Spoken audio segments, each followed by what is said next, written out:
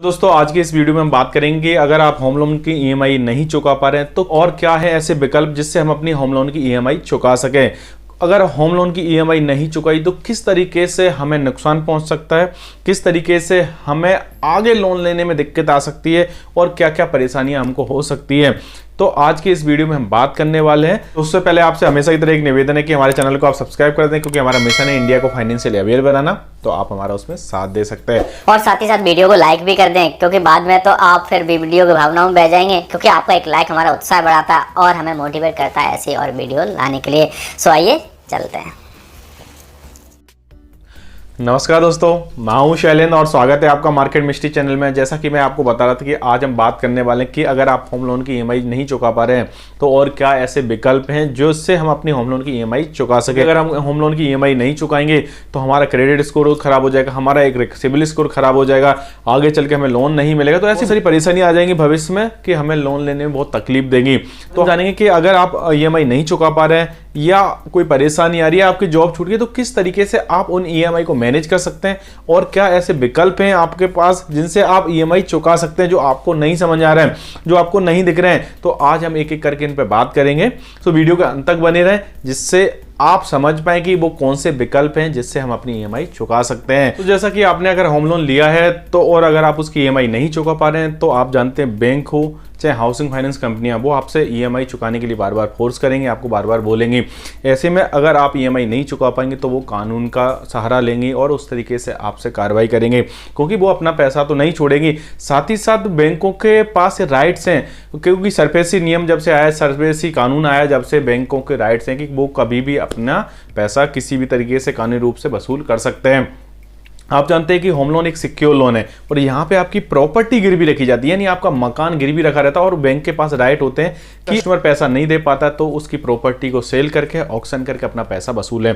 जैसा कि आप जानते होंगे कि 3 महीने तक अगर हम ईएमआई नहीं चुकाएं तो हमारा अकाउंट यानी हमारा खाता एनपीए चला जाता है और उस केस में बैंक आपके प्रॉपर्टी का ऑक्शन कर सकता है। जब हम 3 महीने तक ईएमआई नहीं भरते हैं तो हम डिफॉल्ट घोषित हो जाते हैं, यानी हमारा अकाउंट और हम customer as a CIBIL default हो जाते हैं। तो वो चीज़ हमारे सिविल में भी दिखने लगती है और भविष्य में हमें लोन नहीं मिलता, क्योंकि हमारी क्रेडिट हिस्ट्री जो है वो खराब हो जाती है और उसमें डिफॉल्ट दिखने लगता है। तो उसके कारण हमें भविष्य में कभी लोन की जरूरत पड़ती है तो वो भी नहीं मिल पाती है।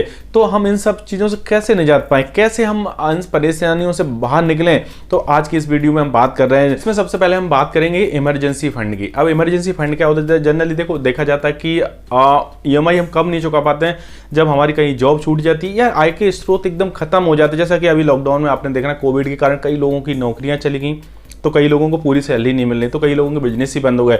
ऐसे में लोग पैसा नहीं दे पा रहे हैं बैंकों का, इस तरीके से लोन नहीं चुका पा रहे हैं।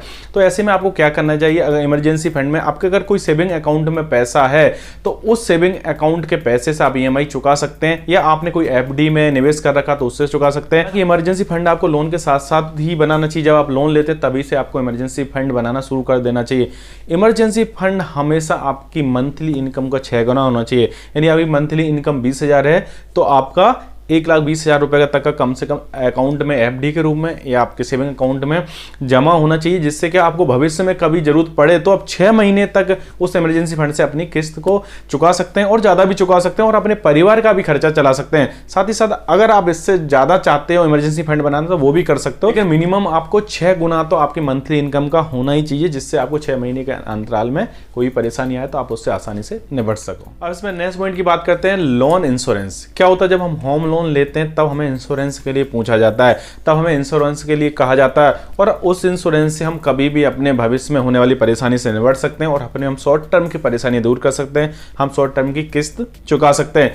क्या होता है? जब हम लोन लेते हैं तो उस समय हमें इंश्योरेंस के ऑफर आते हैं, तो उस समय हम ये प्लान कर सकते हैं कि हम ऐसा भी कोई इंश्योरेंस करवा लें साथ ही, जो हमें भविष्य में अगर शॉर्ट टर्म के लिए कहीं भी ईएमआई के लिए परेशानी आए तो हम वो ईएमआई इंश्योरेंस से भर सकते हैं। क्या होता है? जब हम लोन लेते हैं तो ये इस तरीके की प्लानिंग करते हैं, साथ ही साथ आपको एक लंबे समय के लिए भी प्लान करना चाहिए लोन लेते समय, कि अगर भविष्य में कोई भी परेशानी आती है तो इस तरीके की आप निजात पा सके। क्योंकि इंश्योरेंस क्या होता है कि आपका परेशानियां कम कर सकता है। हालांकि लोन इंश्योरेंस प्रोटेक्शन प्लान एक शॉर्ट टर्म की व्यवस्था है, इससे आप शॉर्ट टर्म में अपना बचाव कर सकते हैं, शॉर्ट टर्म में आप अपनी परेशानी को टाल सकते हैं। लेकिन अगर आप होम लोन ले रहे हैं तो या कोई भी लोन ले रहे हैं तो आपको लंबी अवधि के लिए योजना बनाना चाहिए, उसको कैसे चुकाना और उसको कैसे सही चलाना है, क्योंकि ये आपका क्रेडिट स्कोर बनाता है। सो अब इसमें नेक्स्ट पॉइंट की बात करते हैं, असेट्स बेचकर फंड जुटाएं। क्या होता है कि जब हमारे पास कोई आय का जरिया नहीं रहता, कोई सेविंग भी नहीं रहती, सब कुछ खत्म हो जाता है, तो ऐसे समय में हमें फंड इकट्ठा करने के लिए, हमें कैश की व्यवस्था इकट्ठा करने के लिए काम करना चाहिए, क्योंकि हमें ईएमआई चुकाना है। तो उसी बीच हमें अपनी कोई असेट्स बेचकर अगर पैसा चुकाना पड़े तो ऐसा करना चाहिए। जैसे आपके पास सोना हुआ, कार हुआ या लग्जरी कोई भी आइटम, इनको बेचने के बारे में सोचना चाहिए, क्योंकि इस समय आप उन्हें बेचकर अपनी ईएमआई भर सकते हैं, जिससे आपका रिकॉर्ड खराब नहीं हो। साथ ही साथ आपका कोई पीपीएफ अकाउंट है तो उसमें से ये पैसा निकाल के आप इस परेशानी को कम कर सकते हैं। तो ये बहुत अच्छा ऑप्शन हो जाता है जब इस तरीके की आप परेशानी में हो, क्योंकि वो असेट उस समय काम भी नहीं कर रही होती और उनसे आपका पैसा भी ब्लॉक रहता है। तो आप इस तरीके का स्टेप ले सकते हैं और अपने लोन को स्मूथली चला सकते हैं।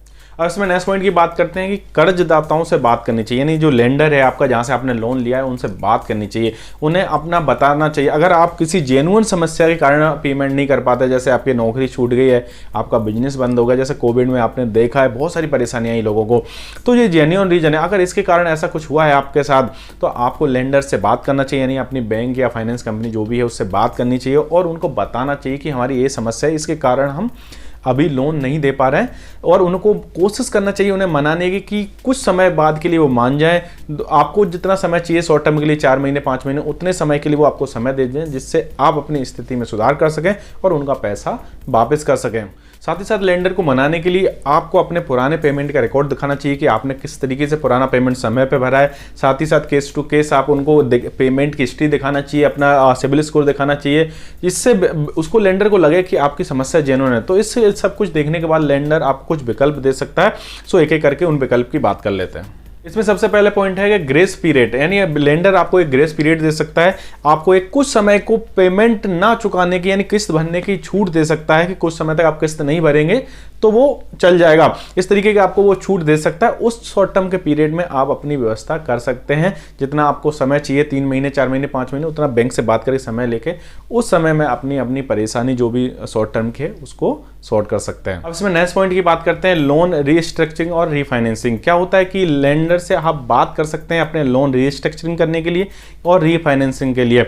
जब आपकी लोन ईएमआई ज़्यादा हो, आप उसे भर नहीं पा रहे हो, परेशानी आ रही हो हर महीने, तो आप उनसे रीफाइनेंसिंग, लोन रीस्ट्रक्चरिंग करने के लिए बात कर सकते हैं और अपनी ईएमआई अपनी पात्रता के हिसाब से अपने आप को देखते हुए कम करवा सकते हैं और इस बारे में बैंक से बात कर सकते हैं। इसमें लास्ट पॉइंट की बात करते हैं, ब्याज दर में कमी। क्या होता है, लेंडर से अब जब बात करते हैं तो आप उनसे बात कर सकते हैं कि कुछ ब्याज कम कर दें जिससे आपकी ईएमआई कम हो जाए। बैंक क्या करता है कि उनका जो पब्लिश रेट ग्रेड है उसके हिसाब से नॉन डिस्क्रिमिनेटरी रेट तक ही वो कम कर सकते हैं। सेटलमेंट को छोड़ के वो उतना कम कर सकते हैं जो उनके ग्रेड में आता है। अगर उसके नीचे अगर जाते हैं तो वो फिर आपका सेटलमेंट कहलाएगा, पार्शियली सेटलमेंट कहलाएगा और आपका फुल सेटलमेंट और रिटर्न ऑफ कहलाएगा। उसमें क्या होगा कि आप सेटल हो जाएगा केस पार्सली और फुली, और लेकिन उस केस में आपका सिविल स्कोर खराब हो जाएगा, क्रेडिट हिस्ट्री खराब हो जाएगी, जो आप कभी नहीं चाहेंगे। सो उसमें उन हद तक बात कर सकते हैं जितना उनसे कम हो सके। जैसा मैं बता रहा था कि पब्लिक रेट ग्रेड है, उस हद तक उनका ब्याज कम हो सकता है, उतना बैंक कर सकती है। तो उतने तक की बात करें और अपने अनुसार उनसे किस्त बनवाने की कोशिश करें, जिससे आपको सुविधा मिलेगी, आप इन चीज़ों को समय पे पे कर पाएंगे। सो ओवरऑल देखें, अगर हमारी होम लोन की परेशानी आ रही है, अभी जिस तरह पिछले 1.5 साल से हम देख रहे हैं कोरोना की वजह से कई लोगों को परेशानी आ रही है, जैसा आप भी जानते हैं, सब जानना है। तो अगर आप होम लोन की ईएमआई नहीं भर पा रहे हैं तो जैसे मैंने अभी पॉइंट बताया, जो बात बताई, आप उस तरीके से बैंक से बात कर सकते हैं, उनसे मिल सकते हैं और अपनी ईएमआई अपने अनुसार कम करा सकते हैं, या उनसे लोन रीस्ट्रक्चरिंग करा सकते हैं, या अपना कोई भी असेट्स बेचकर पैसा भर सकते हैं। तो इस तरीके के आप ऑप्शन चूज कर सकते हैं, जिससे आपको भविष्य में कोई परेशानी नहीं हो। और आगे भी आप स्मूथ लोन ले सके। सो उम्मीद करता हूँ आज का वीडियो आपको पसंद आया होगा, जानकारी पूरी मिली होगी। अगर कोई जानकारी हमसे छूट गई है, आपको समझ नहीं आई, तो हमें नीचे कमेंट करके बता सकते हैं, हम आपकी पूरी सहायता करेंगे। अगर वीडियो पसंद आया तो अपने दोस्तों और परिजनों में भेजें और उन लोगों को भेजें जो इस तरीके की समस्याओं से जूझ रहे हैं, इन समस्याओं में सफर कर रहे हैं, जिससे उनको कुछ हेल्प मिल सके और उनकी मदद हो सके। बैंकिंग और फाइनेंस की जानकारी के लिए हमारे चैनल को सब्सक्राइब करें और स्क्रीन पर आप जो वीडियो देख रहे हैं, जाके इनमें से कोई एक वीडियो चेक करिए, हो सकता है कोई आपके काम की बात निकल आए। सो मिलते हैं नेक्स्ट वीडियो में, तब तक के लिए नमस्कार, जय हिंद।